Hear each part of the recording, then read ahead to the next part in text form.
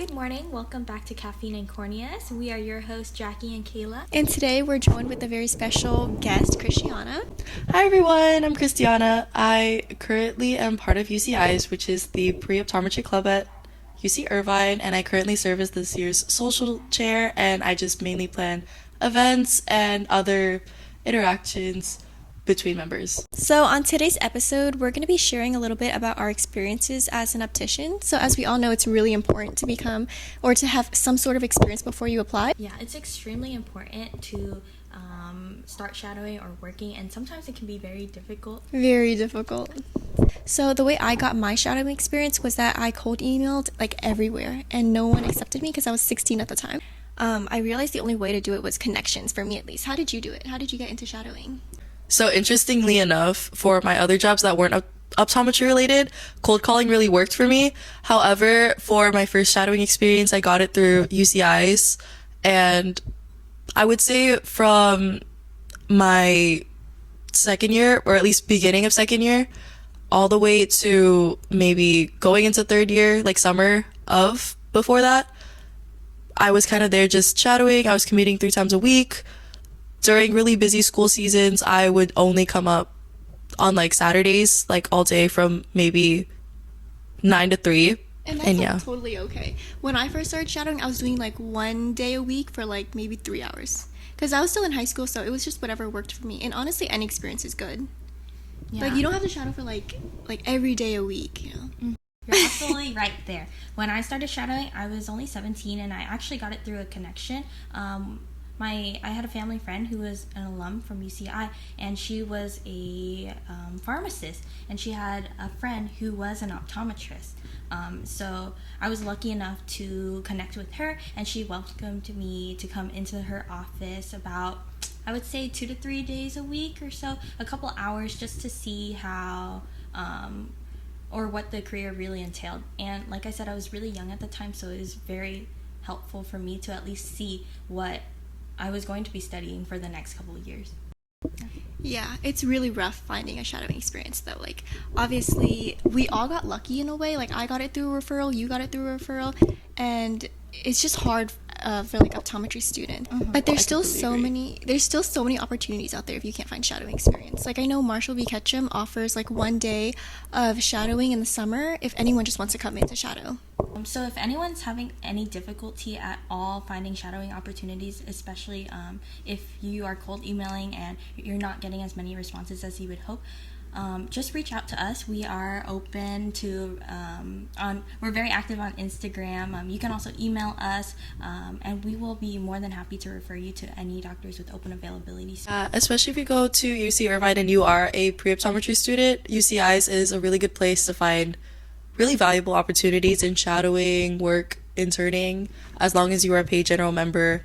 The club ends up sending out emails pretty frequently about optometrists who are looking for pre-optometry students to shadow, and most of them are very open to accepting people with either little to no experience, which is great, or obviously if you have experience, that's also hugely impactful. Yeah. But yeah, it's also really hard for like young people to find shadowing experience because we don't have a bachelor's degree yet, and a lot of them, like, I was checking Indeed and they always require a bachelor's degree, which is kind of crazy because we have no experience yet and we're just trying to launch into the field. Shadow? To like work there. Oh, to work as an optician? Yeah. Mm-hmm. Wow, I did not realize that. Yeah. I find that so interesting because what I've heard is Indeed and like LinkedIn aren't really good sources just because either it's not real or like their expectations are just way too high. It's really high, yeah. Yeah, at least my advice would be segueing through volunteering first and getting a connection with the doctor. At least that's how I ended up being able to get my first really job. Good point. Like, you can ask your own optometrist first because you already have a connection with them. Yeah. So that's a good place to start. Do you want to touch on how you got your shadowing opportunity? Because I think it was through. No, I wasn't. No, she wasn't even my optometrist. Her dad was my dentist. Oh, really? Yeah. Now that we touched on shadowing, was it difficult for you to secure shadowing hours? I would say no. I got really lucky with the optometrist that I was shadowing at the time since it segued into work as well, so it kind of it was a 2-in-1. He was pretty flexible with my schedule, and he was willing to work with me, And just since in the beginning, for the first 3 months, I was during summer, I was able to come in 3 times a week, which already built that foundation already. And when I had to segue into coming in once a week or even every 2 weeks if it was like exam season, he was still amenable to doing that. Same. I think optometrists are very understanding of your school schedule because they've all been there. Yeah, I was very lucky as well. I was still in high school at the time, and my doctor, or the doctor I was shadowing, she let me know that her schedule was very flexible. She was only working about 3 days a week, part-time at the office. So anytime that she did come in, she let me know her hours, and she let me come in 1 or 2 hours that day. So, yeah. So what did you guys do while you guys were shadowing? Because I know every doctor like does it a little differently. So in my first shadowing experience, I would say I was sitting in the room most of the time, and I had just my iPad taking notes on the way the exam was run, not necessarily the concrete steps, since I feel like that's something, one, you learn in optometry school, two, something you can look up, but just more so, I wouldn't say the word is customer service, but just the way the doctor would approach the patient, because obviously... Patient care. Yeah, absolutely. Because obviously but the way patient care would be for a child versus someone who is older is something completely different. And I feel like as an optometrist, it's really important to know how to talk to different types of people and different types of ages. And also the setting is really important. Like private practice is a lot different than retail. Like a 30-minute session or a 30-minute appointment versus a 2-hour appointment or a 1-hour appointment is really different in how you treat the patients. And also in private practice, you can choose to have 10 patients a day, 5 patients a day, 12, 13 patients a day. That's kind of pushing it. But it all depends on how much time you want to spend with the patient. I agree, because I would say, like the first one I keep talking about, he would see patients every hour, every 30 minutes. Another doctor I shadowed, she works at Kaiser right now, shout out Dr. 2. But she is kind of forced to do 4 patients per hour, so every 15 minutes. That's crazy. Yeah, even the one I currently work for right now, which is crazy. I don't know how he does it because he's very thorough with his appointments. But yeah, every 15 minutes we're doing pre-testing and he's seeing Every patients. optometrist is super different. They are. So it's important to shadow a lot of doctors and get a feel for different types of clinics, where you want to practice, like retail or private practice. I mean, I've only had one, but I feel like I've had a very meaningful experience there. So would you say quality is more important than quantity in this case? I feel like having a healthy mix of both would be most optimal, because like you were saying, you can shadow so many optometrists, but if they're all, for example, doing the same type of private practice and having the same type of, I guess, approach to things, I feel like that would be more counterproductive, if anything, versus either one, you're shadowing one optometrist for, let's say, like a year or 2 years, and you have a really good experience, or something that I've been currently doing is making different connections with optometrists that are in different modes of practice, just so at least there's a feel for what each setting is like, even if I'm not in the least bit interested. So like, for Just so you know what you don't want to do and what you do want to do. Absolutely. For example, next week I'm starting to shadow eye surgery. Wait, really? Yeah. I didn't know that. That's really cool. Like ophthalmology or like laser. Ophthalmology, yeah. Oh, that's really cool. And that kind of goes into co-management. I've heard a lot of pre-optometry students want to eventually pursue or work in a practice where they're working along an MD and an OD.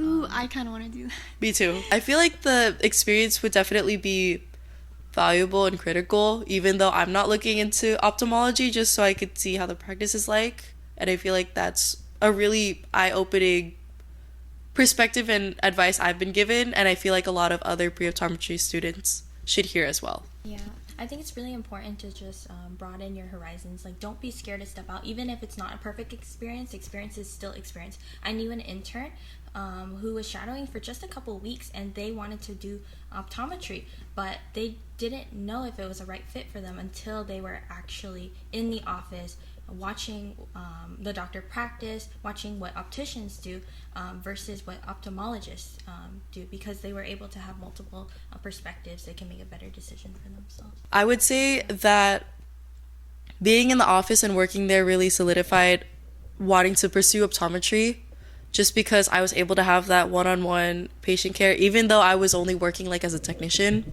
and just pre-testing the patient, and also partially also just sitting in the room seeing the doctor do the exam. I feel like that's what really got me into wanting to pursue optometry. And just so you guys know, I know a mix of both types of people that have a lot of experience, but just for like short quantities of time, and other people that have been there for years but only have had that experience. And both of them have gotten into optometry school. Yes, I love that point, that even if you are an intern, or maybe you're working at an office for a long period of time, you've been there for years but you haven't really reached out to other doctors, how could you stand out in or how can you make your application stand out if you are focusing on quality over quantity? I would say it's kind of a point I touched on earlier, just more of examining different modes of practice for optometry, just so it shows the school that you've done your research into the profession and shows your dedication into wanting to do it. Because I do know people that have only, like you said, like have just shadowed one doctor, and that experience was just so life-changing, and they were like, I just want to do this. However, I feel like the lack of not shadowing other optometrists and how they do their work and other modes of practice kind of just like blinds you, kind of gives you those rose-tinted glasses. It's not like quantity over quality, it's whatever you make of it. So if you've been there for years but you feel like you're not getting a meaningful experience, I feel like you should venture out and look at what else you can do as an optometrist. So yesterday we went to SCCO's open house event, and we met so many different people there with different experiences. We met a pre-dental guy there, and he shadowed a dentist for a long time, and then he realized that's not what he wanted to do, and then he switched into optometry. So that's also something okay to do as well. If you know you want to be in healthcare, but you don't know what type of healthcare, you can try everything out and just keep shadowing dentists, PAs, optometrists. Yeah, I know a couple people that have gotten patient care experience, and I don't want to say unconventional ways because they're not really unconventional, but kind of what you were saying, as in, or what both of you were saying actually, in terms of getting PA experience, pre-dental, because yeah, at the end of the day, experience is experience, and as long as you have that it's still clinical patient care. Yeah, I mean, patient, isn't that like, it's kind of, it's not. Let's move. Do you know what the word is though? It's like, no, I don't know the word. No, we should know this though. It's like how you speak to patients, and there's a certain manner, like. No, I know what you're talking about. How do you not know this, guys? Demeanor? No, it's not demeanor. No. What? There's a word It is. though. I need to know. It still teaches you how to interact with patients. Right, but what's the? I think it is just patient interaction. It might Patient be. interaction. Yeah. Wait, let's talk about what we do when we shadow. Like, do we pre-test? Do we just sit there and watch? Like, I think everyone has different stuff to say about that. Can we do like work experience as well? Shadowing is also great for work experience. So no one's really gonna hire you without shadowing, especially if you're an undergrad. So I think shadowing and building that connection with your optometrist and then being hired is a lot more meaningful than just being hired as an optician. Did I say the right thing? No? Sorry, I got confused. So we're all opticians here, and we've had shadowing experience, right? Mm-hmm. How would you go about wanting to be an optician, like getting hired as an optician rather than just shadowing? So I actually had the fortunate opportunity for my optometrist to be able to teach me technician responsibilities, even though I was coming in for free. At least, you know what I mean, you're utilizing the skills. So I kind of just used that experience from like the year and a half I was working there to end up applying to other offices with that experience, and they really seem to like it and just take that in regard. And even when you're shadowing, even if you're not picking up the calls, your coworkers are. You hear them picking up the calls, seeing how they interact with patients, and you kind of copy their mannerisms and you do the same. Yeah. Going back to shadowing experience, I do believe that shadowing is so important, at least in my experience, before applying to my current job. It was really good on your resume alone, just to have, okay, at least I've seen the responsibilities of what optometry entails, and I've done at least, or I've been exposed to what a technician would be doing. And at the time I applied for my job, the main need was just having a Vietnamese speaker, and I was lucky enough to have that background. But in terms of technical experience, just using the autochronometer, the first time I shadowed and I was given a patient to work, or I was given the opportunity to work with a patient, that was very difficult for me because the office I was working at, they used a script they had a script that everyone memorized, and they wanted everything very uniform. But because I was only 16, 17 at the time, it was very scary. I didn't know how to professionally handle the situation. It's kind of like when you have a script and then when a patient goes off script and you're like, I don't Like, know. what do I do now? Exactly. But I think that just comes with experience, really. So yeah, just show up, shadow, even when it's really difficult. I wanted to quit so many times, but I knew it's only difficult because it's new. It's something you've never done before. Yeah, I really struggled with the pressure. What do you call it? The No, not the autochrometer. I know what you're talking about. I've With never to heard of take barometer. to take eye pressure, right? Yeah. Oh my goodness. Not the Oculus. This is really bad, guys. Tonometry? Oh, tonometer. Yeah. What? Tonometer. Tonometer. Yeah, it is the tonometer. Okay. It's a glaucoma test. So Yeah. I really struggled with the tonometer. It took me so many tries. I would be like, so for you guys that don't know, it's the pressure machine. It's where you look and then they click a button and air puffs in. And I was so scared to use that. Oh, And me too. I still am, guys.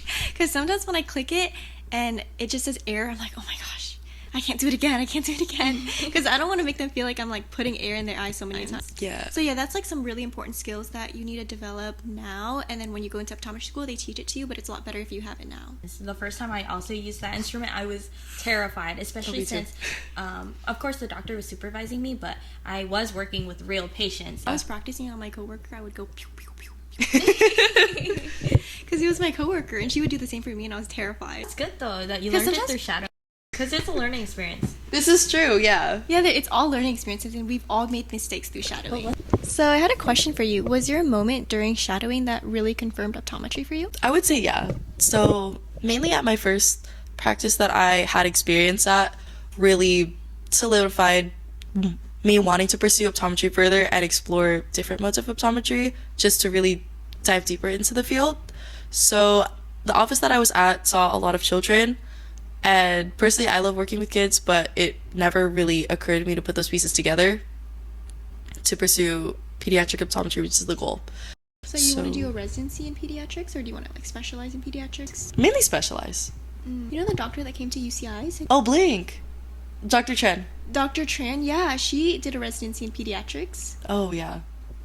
I was looking to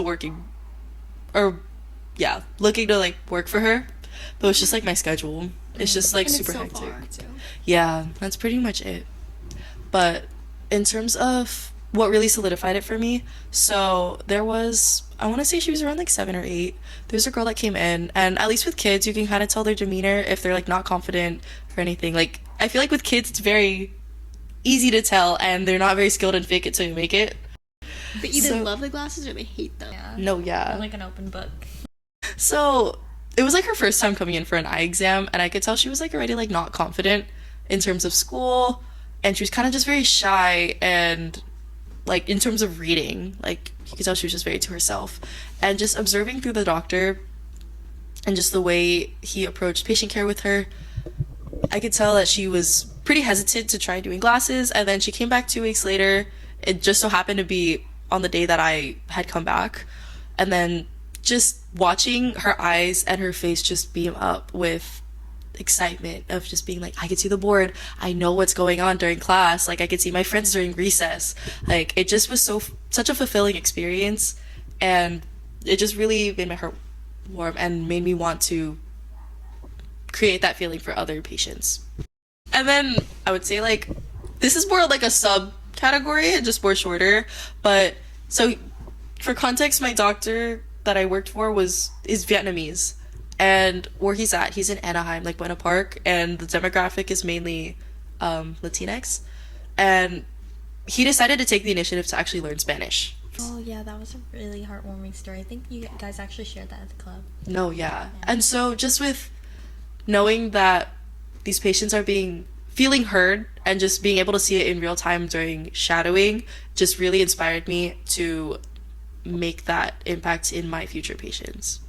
No, but genuinely, that's like really beautiful. I mean, we have kids who come in too. I mean, like I said, it's You know, I hate so hard to No, put on that honestly, machine. I get it, because And I'm like, look at the farm. And then no, this is true, because during pre-testing, I'll literally be sitting there and telling them like, hey, I need you to hold on, I need you to stay still, and they won't stay still, and then they'll be really restless. They really test your patience. They do. I think they're cute, guys. I love the kids. You know, there was a patient who came in, and she came in sobbing because obviously we had to do the tonometer. The tonometer. They're really scared. And she was terrified, but I only got one eye. I got the right eye, and her pressure looked fine, but she started crying. She started bawling her eyes out. I feel like it's not necessarily the kid, though. Sometimes it's just the parents, because like these parents sometimes just enable their behavior, and I'm like, guys. You know, when I have like those little 5-year-olds come in, they're like fidgeting and stuff, and the dad's like, sit there, right there. I'm like, thank you, sir. Yeah. Okay, wait. This might be controversial, but have you ever had those parents where you're trying to tell them to stand still, and then they're trying to help you, but it just does the opposite? Like what? Like the dad telling the kid to like stay still, and then they're like moving them on the completely opposite direction, and you're just like, no, I got it. No, it's okay. yeah, I can do my job. No, I remember pretesting this 7-year-old, and I could tell he had like ADHD, and that was fine. That's not something that I'd have a concern about, but it was just the way that his dad was just like telling him like the right stuff, but also with the right intention, wrong execution. Yeah. And it was just like, why is this taking an hour? And the doctor and like my coworkers, who are like I don't want to say much older, that's really bad, but older than me, like they would like check in on me and be like, you're still with this patient? I'm like, yeah, I don't know, do you want to take over? Like, yeah, kids take up a lot of time. They do. Yeah. But that just shows how much compassion you have. this is true. Do you want to answer any more, or like? I mean, I was gonna touch on the kid part. The kid part? too. Okay. Oh yeah, keep talking about those kids. Yeah, because what's it called? I work another job right now at the Y, which is why I was like, oh, I didn't think to put the two together to do kids and optometry and do pediatrics, just because I thought of them as two completely separate things. Just that's cool how optometry can combine these two modes. Like you do pediatrics, which is something that is seen as like more medical, and optometry together as well. Like you're specializing in optometry for kids, which is way different than optometry for adults. Yeah, no, absolutely. And I don't know, for me at least, the product is a lot more visible, and it's just at least I feel a lot more fulfilled with a kid, because you could genuinely tell that they feel more confident. But you're right. The impact you make on a kid is going to be much more like or it's going to feel much more impactful for them than as for an adult. Because I think after a couple of years of getting glasses, you're like, oh, my prescription changed. I guess I can see a little clearer. But for a kid who can't see the board at school, or they're running around and they're tripping over things, bumping into things, it makes a big difference. It does. You see that. That's like, really opposite for me, because for me, I love dealing with older people than children. And obviously children, not the best thing for me, so I'm not going to deal with pediatrics. But for older patients, they deal with a lot of issues, like mentally and health wise. So they're declining a lot, and when you can give them the gift of sight, they feel a lot better. I could definitely speak on that from an experience I've had with a geriatric patient at that same office. And so I would say she was kind of just like talking to me a lot, because I usually do a lot of conversation during pre-testing. I know that's a bit controversial, because sometimes obviously time and place, it's like either, just get the job done based on the vibe, or you could just have that conversation so it doesn't completely feel like pre-testing, and it's like depends on the patient routine. too. Sometimes they're like, just pre-test me, get me out so I can look at glasses, and sometimes they're like striking a conversation with you. Absolutely, yeah. So it's just like assessing the vibe. But yeah, she was definitely leaning more onto the conversational side, which was totally fine. But she was just talking about like, oh, I can't really see my grandson playing baseball, and it's just so disheartening to see that.